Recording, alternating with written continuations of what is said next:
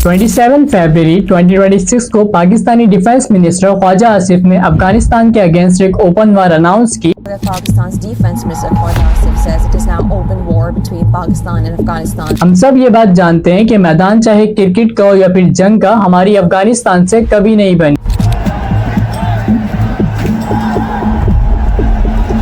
But we all are Gen Zs जिनको ये लगता है कि पाकिस्तान और अफगानिस्तान के बीच में जो कन्फ्लिक्ट हो रहा है ये सब कुछ अभी रिसेंट टाइम्स में स्टार्ट हुआ है।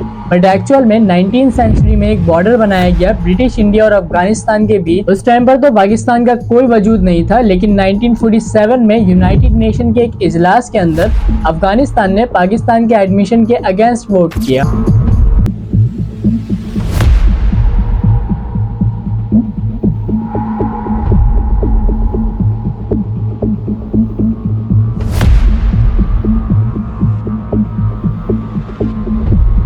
साल 1893 ये वो साल था जब अफगानिस्तान और ब्रिटिश इंडिया के दरमियान एक बॉर्डर बनाया गया। ये बॉर्डर एक ब्रिटिश पर्सन मॉर्टिमर डुरेन ने बनाया था। इसी वजह से इस बॉर्डर लाइन को ड्यूरेन लाइन भी कहा जाता है। 19th सेंचुरी में जब ये बॉर्डर बनाया गया तो उस टाइम पर पाकिस्तान का कोई वजूद नहीं था, लेकिन आज ये इमेज देखो। इस इमेज में जो पाकिस्तान और अफगानिस्तान के बीच में बॉर्डर है वही एग्जैक्टली ड्यूरेन लाइन है। लेकिन मसला ये है कि अफगानिस्तान ने इस ड्यूरेन लाइन को कभी एक्सेप्ट नहीं किया। ये बॉर्डर लाइन ही रीजन था कि 1947 में यूनाइटेड नेशन के इजलास के अंदर अफगानिस्तान ने पाकिस्तान के एडमिशन के अगेंस्ट वोट किया, क्योंकि अफगानिस्तान ये चाहता था कि यहाँ पर पाकिस्तान ना बने बल्कि पाकिस्तान की जगह पर एक पश्तूनिस्तान मुल्क बने। इससे पहले जुलाई 1947 में 99.2% पश्तून ने पाकिस्तान के हक में वोट किया और फाइनली 1947 में पाकिस्तान वजूद में आया। और 1949 में ही पाकिस्तान और अफगानिस्तान के बीच में कन्फ्लिक्ट स्टार्ट हुआ, जब पाकिस्तान ने एक क्लेम किया कि अफगानिस्तान के लोग ड्यूरेन लाइन के पास कैंप्स लगा के रहने लगे।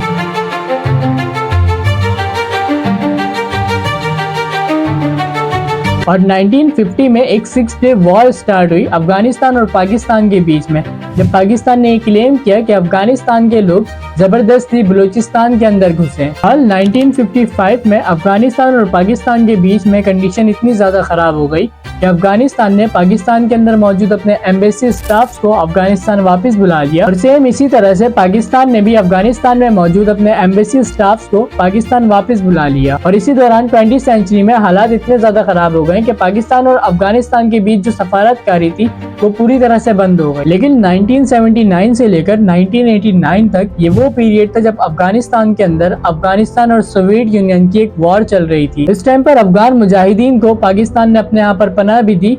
इवन ISI ने KPK फाटा के अंदर अफगान मुजाहिदीन को ट्रेनिंग दी ताकि वो सोवियत यूनियन से लड़ सके। और 1980s में पाकिस्तान ने अफगानिस्तान के 1 to 1.5 मिलियन रिफ्यूजीज को अपने यहाँ पर जगह दी और पाकिस्तान दुनिया का second largest refugees hosting country बना। लेकिन इन सब के बदले में पाकिस्तान को क्या मिला? 1994 में अफगानिस्तान के साउदर्न में एक मुल्ला उमर नामी शख्स था जो कुछ मदरसे के बच्चों को मिलाकर एक तहरीक बनाते हैं और इस तहरीक का नाम रखते हैं तहरीक तालिबान अफगानिस्तान। साल 2001 में अनफॉर्चुनेटली पाकिस्तान ने अमेरिका के मिशन वॉर ऑन टेरर में अमेरिका का साथ दिया और लेट 2007 में तहरीक तालिबान अफगानिस्तान ने पाकिस्तान के अंदर भी एक तहरीक बनाई और इस तहरीक का नाम था तहरीक तालिबान पाकिस्तान। लेकिन पाकिस्तान में इतने ज्यादा अफगान रेफ्यूजीज होने के बावजूद भी अफगानिस्तान और पाकिस्तान के बीच में जो ड्यूरेन लाइन का एक कन्फ्लिक्ट था ये कभी नहीं रुका। और साल 2014 में तालिबान ने पेशावर के एक आर्मी पब्लिक स्कूल पे अटैक किया। इस अटैक में 145 स्टूडेंट समेत स्टाफ मेंबर सब शहीद हुए, जबकि इसी अटैक में कई लोग जख्मी हुए। इस अटैक के बाद होना तो ये चाहिए था कि हम तालिबान को कभी भी सपोर्ट नहीं करते, बट जैसे ही 2021 में अफगानिस्तान के अंदर तालिबान की गवर्नमेंट वापस आती है,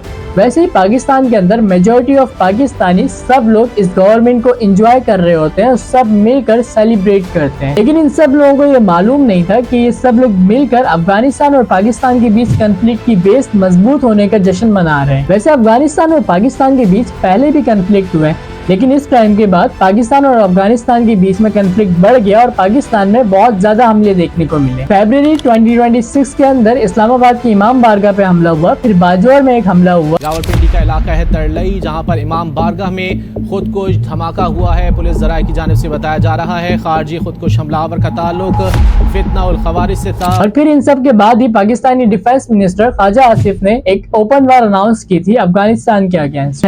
this is not the entire story between Pakistan and Afghanistan, but I will upload a new detailing video where I will describe the war, conflict and also relation between Pakistan and Afghanistan. So take care for now.